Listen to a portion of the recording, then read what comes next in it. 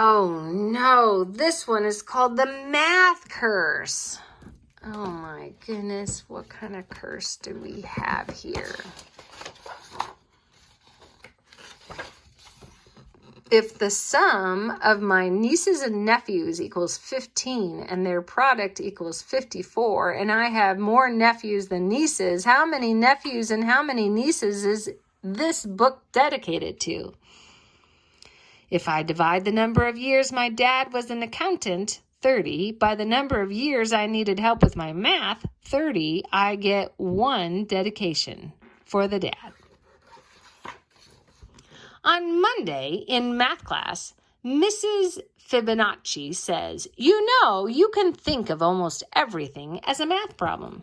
On Tuesday, I started having problems. I wake up at 7:15. It takes me 10 minutes to get dressed, 15 minutes to eat my breakfast, and a minute to brush my teeth. Suddenly, it's a problem. If my bus leaves at 8, will I make it on time? How many minutes in an hour? How many teeth in a month? I look in my closet, and the problem gets worse. I have 1 white shirt, 3 blue shirts, 3 striped shirts, and that 1 ugly plaid shirt my Uncle Zeno gave me. 1, how many shirts is that altogether? 2, how many shirts would I have if I threw away that awful plaid shirt? 3, when will Uncle Zeno quit sending me such ugly shirts? I'm getting a little worried. Everything seems to be a problem. I take the milk out of the cereal and wonder, 1, how many quarts in the gallon? 2, how many pints in a quart? 3, how many inches in a foot? 4, how many feet in a yard? 5, how many yards in a neighborhood? How many inches in a pint? How many feet in my shoes? I don't even bother to take out the cereal. I don't want to know how many flakes in a bowl. Mrs. Fibonacci has obviously put a math curse on me. Everything I look at or think about has become a math problem. I try to get on the bus without thinking about anything, but there are 5 kids already on the bus. 5 kids get on at my stop, 5 more get on in the next stop, and 5 more get on at the last stop. True or false? What is the bus driver's name? Mrs.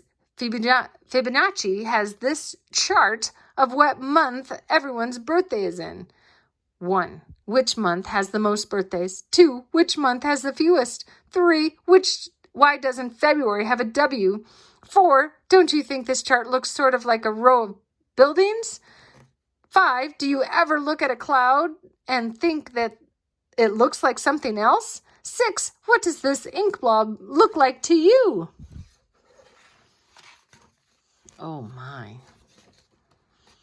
The whole morning is one problem after another. There are 24 kids in my class. I just know someone is going to bring in cupcakes to share. We sit in 4 rows with 6 desks in each row. What if Miss Fibonacci rearranges the desks to make 6 rows, 8 rows, 3 rows, 2 rows? I count the 24 kids in our class again, this time by 2s. Jake scratches his paper with 1 finger. How many fingers are in our class? Casey pulls Eric's ear. How many ears are in our class? The new girl, Kelly, sticks her tongue out at me. How many tongues in our class? I'm about to really lose it when the lunch bell rings. Oh my goodness, look at his face. Unfortunately for me, lunch is pizza and an apple pie. Each pizza is cut into 8 equal slices. Each pie is cut into 6 equal slices. And you know what that means. Fractions. 1, what if I want 2 slices of pizza? Should I ask for A, an eighth, 2, or B, 2/8, or C, 2 pieces of pizza? 2. What is another way to say half of an apple pie? A, 2 6s, B, 3 6s, C, la moitié de un torte aux pommes. 3. Which tastes greater? A, half a pizza. B, half an apple pie. We haven't studied fractions yet, so I take 12 carrot sticks, 3 at a time, and eat them 2 at a time. In the afternoon, every subject is a problem. Social studies is geography problem. The Mississippi River is about 4,000 kilometers long, and M&M is about 1 centimeter long. There are 100 centimeters in a meter and 1,000 meters in a kilometer. 1. Estimate how many M&Ms it would take to measure the length of the Mississippi River.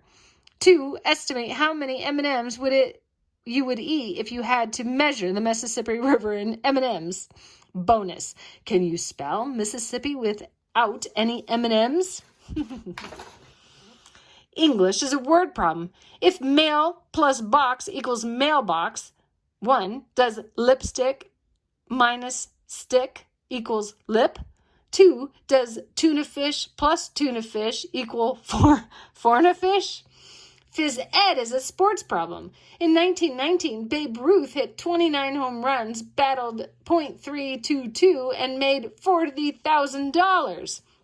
In 1991, the average Major League Baseball player hit 15 home runs, battled .275, and made $840,000.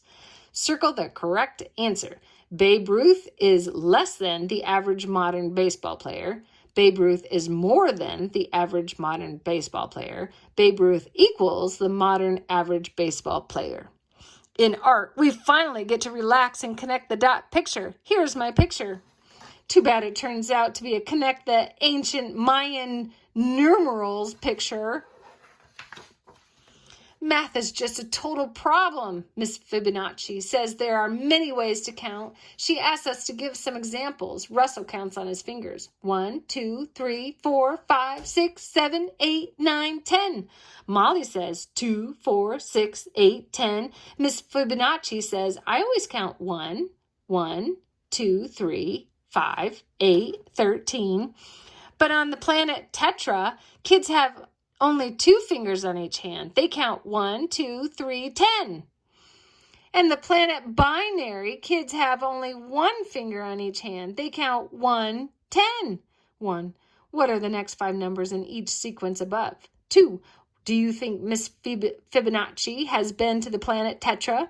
3. How would you bowl if you lived on the planet Binary? We are just about to go home when Rebecca remembers the special birthday cupcake her mom made. There are 24 kids in the class. Rebecca has 24 cupcakes. So, what's the problem? Rebecca wants Mrs. Fibonacci to have a cupcake too. Everyone is going crazy trying to figure out what fraction of a cupcake each person will get. I'm the first to figure out the answer. I raise my hand and tell Miss Fibonacci I'm allergic to cupcakes. Everyone, 24, believes me and gets 1 cupcake. No one, 0, has to figure out fractions. Look at all the cherries have faces. I stagger out of school. I'm a math zombie now. I have to find something to break this math curse. I decide to try chocolate. My favorite candy bar is usually 50 cents. But guess what? Today it's on sale for 50% off. Yeah, I'm not doing that math problem. Where A equals the number of letters in your first name, and B equals your age, and C your shoe size. I decide to buy licorice instead. I pull out my money. I have a $5 bill, a $1 bill, a quarter, a penny. George Washington is on both the quarter and the $1 bill. Abraham Lincoln is on both the penny and the $5 bill. So which is true? A, 1 Washington equals 25 Lincolns. B, 5 Washingtons equals 1 Lincoln. C, 1 Washington equals 100 Lincolns. D, 1 Lincoln equals 20 Washingtons. Don't forget to show your work. Extra credit. How do you think Thomas Jefferson feels about all of this? I am now a raving math lunatic. What if it keeps up for a whole year? How many minutes of math madness would that be? What's your problem? Says my sister. 365 days times 24 times 60 minutes, I snarl. Dinner brings no relief. While passing the mashed potatoes, Mom says, what your father says is false. Dad helps himself to some potatoes and says, what your mother says is true. I think about that for a minute. What if Mom says is true, then what Dad says is false? But if what Dad says is false, then what Mom says isn't true. And if what Mom says isn't true, then what Dad says isn't false. But that can't be true because he says that what Mom says is true, and she says that what he says is false. Can that be true? I think about that. Then I think about it some more. Then I think I'd better go to bed. I undo 8 buttons, put 2 shoelaces. I subtract 2 shoes. I multiply times 2 socks and divide by 3 pillows to get 5 sheep remainder 1, which is all I need to count before I fall asleep. Then the problem really begins. Oh, my word. I dream I'm trapped in a room with no doors, no windows. The room is covered with a lifetime of problems. I can only have 1 piece of chalk. How do I get out? I'm about to give up and die when the answer to my problem comes to me. Fractions. I break the chalk in half. Then I put the 2 halves together. 1 half plus 1 half equals 1 whole. I put the hole in the wall and jump out. I'm free! I wake Wednesday morning at 7:15. It takes me 10 minutes to get dressed, 15 minutes to eat my breakfast, and 1 minute to brush my teeth. My bus leaves at 8. What time will I be ready? Check. 7:41. No problem. I've broken the math curse. I can solve any problem. And life is just great until science class when Mr. Newton says, you can think of almost everything as a science experiment. Dun, dun, dun.